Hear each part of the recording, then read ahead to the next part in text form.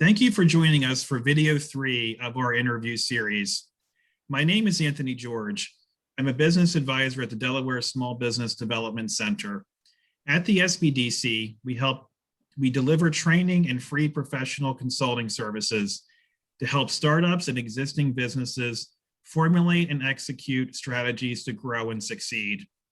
I am developing this interview series to provide practical advice to small businesses interested in learning how to do business with a large company.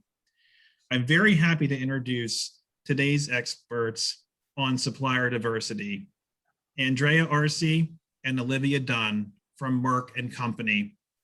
Merck is a multinational Fortune 500 pharmaceutical company with headquarters in Kenilworth, New Jersey, and nearly $50 billion in annual revenue.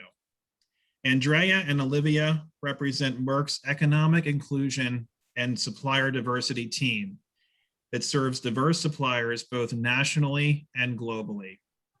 Thank you both for joining us today. I want to start with our first question. And this question is for Andrea. Can you please define a diverse supplier? Sure, great question to start with. So a diverse supplier is any business that is at least 51% unconditionally owned and operated and managed by a minority person that is certified by a third party. Those third parties agencies can be minority and women-owned enterprises, veteran and service disabled veteran business enterprises, small business enterprises, small disadvantaged business enterprises, disability-owned business enterprises, lesbian, gay, bisexual, and transgender business enterprises. Okay, thank you. And I'll pass the next question over to Olivia. Can you please describe supplier diversity certifications, such as ones you would see from a third party, and how they relate to supplier diversity? Can a business self-certify, and are these certifications normally required? Sure, thank you. And thanks for having us today. So Merck recognizes third-party certifications from a variety of advocacy organizations within the US. So to name a couple that we recognize, WeBank, which is women's certification, NMSDC, minority-owned certifications, NGLCC, Disability In, Novoba, and NVBDC for veteran-owned, USHCC, USPAC, as well as small business certification, which requires registration in the SAM.gov system. We also recognize local, city, and state government certifications regarding all of the categories that Andrea mentioned as well. Now, when it comes to self-certification, we only accept self-certification for external non-US suppliers. So US suppliers are required to have a certification from one of those certifying bodies that I mentioned in order to be considered a smaller, diverse business by Merck standards. Okay, and the next question I'll bring over to Andrea. At Merck, do you have a formal supplier registration process? And also, do you recommend developing a supplier profile? So yes, we do at Merck have the Supplier Diversity portal, which is Quantum, and we do recommend developing the supplier portal, the supplier profile, as that will allow Merck procurement to search you in a tool, review your capabilities, upcoming opportunities. So it does open up opportunities for the supplier as well as for procurement. Okay, great. The next question for Olivia. Once registered as a supplier, how should the supplier set themselves apart? That's a great question. I think a lot of times the portal feels like a black hole, and it truly isn't. All of our procurement people have access to that portal. But I would say you really need to build relationships with the supplier diversity contacts at that corporation. Often we're the advocates internally for diverse suppliers, so it's really a good start to contact us, build your relationship with us, and then we can kind of help you navigate the internal system. And then I would also say really make a point of bringing your unique approach forward. So how are you a disruptor or a differentiator in your industry? And I think also you really need to get your name out there. So attend networking events, get connected with other diverse suppliers as well as corporates. And often if you're a member of one of these advocacy groups, they have free events that they invite corporates to. So I would say, get your name out there, really, be proactive in attending different events to meet corporates. Okay, great. And also, I'm going to ask you if you can describe the difference or some information around what is a tier 1 and tier 2 program. Sure. So I'll just share a little bit of I guess the definition. That's probably the best way to describe it. So for tier 1, that's really the tracking and monitoring of business that you do with diverse and small businesses directly. So that would be Merck having a direct contract and a direct relationship with a diverse or small business, and they would be getting paid by Merck. A tier 2 program is really just a tier down from that, right? So you are tracking and monitoring the business your tier 1 non-diverse prime supplier conducts with diverse and small businesses on the corporation's behalf.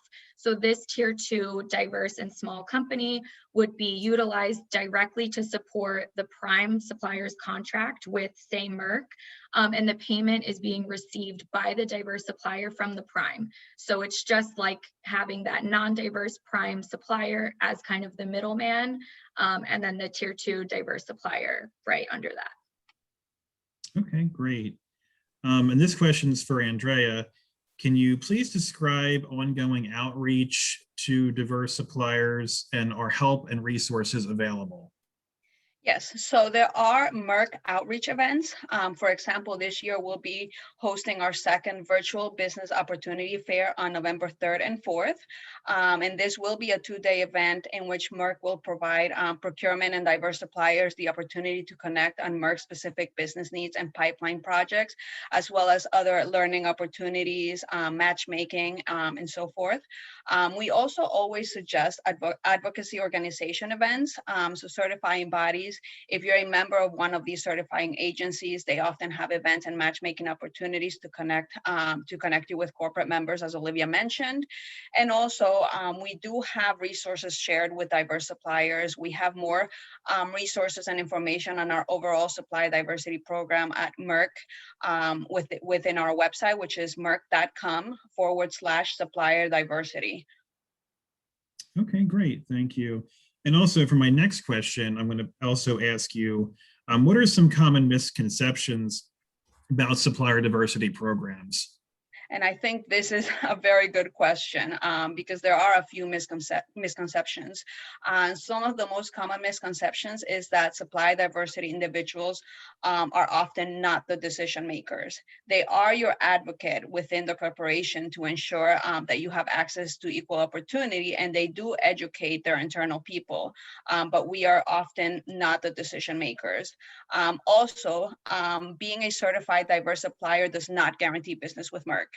You still need to meet project qualifications and show how you can set yourself apart and bring value to the organization.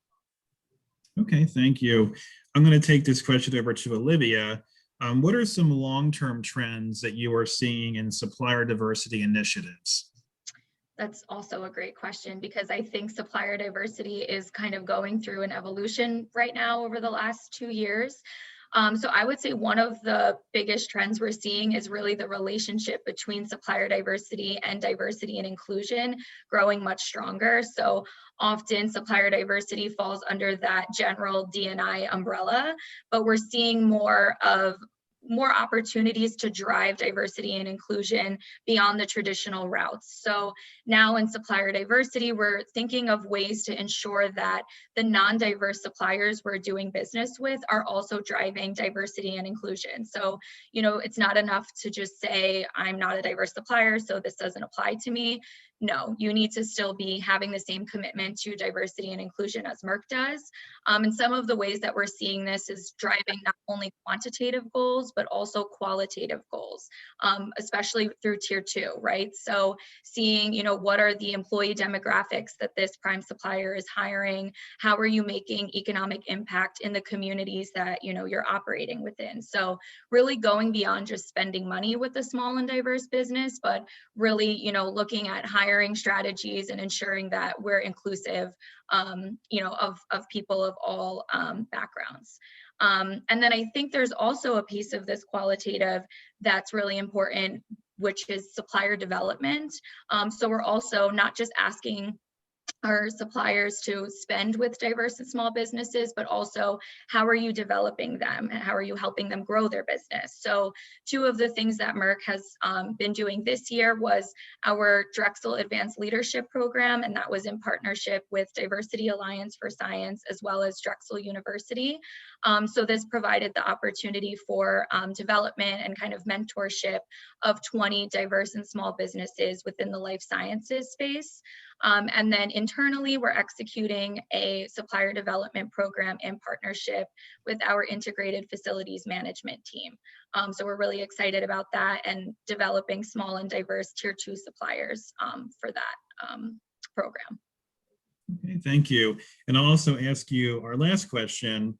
If I was a diverse business is interested in selling to a large company, but the company that I'm looking at does not have a formal supplier diversity program in place, what should I do? So I would say that you definitely should still try, right? Oftentimes, and especially like I said, with kind of this evolution of supplier diversity over the last 2 years, oftentimes they are tracking this, at least maybe for small business, right? If they have contracts with the federal government, they're most likely tracking this. They may just not feel that their program is strong enough to publicize yet. So I would say that, you kind of bringing the relationship on with the diverse supplier, right? If you can get your foot in the door, you could really show them how doing business with diverse suppliers brings value to their organization. And maybe that will, really inspire them and, bring to light the reason why you should have a formal supplier diversity program. So I think just because a corporation doesn't publicize that they have one doesn't mean that they're not doing work behind the scenes to get there. So I don't think that that should deter you at all from trying to do business with them. Okay, thank you very much. And this concludes today's interview. And thank you for watching video 3 of our interview series.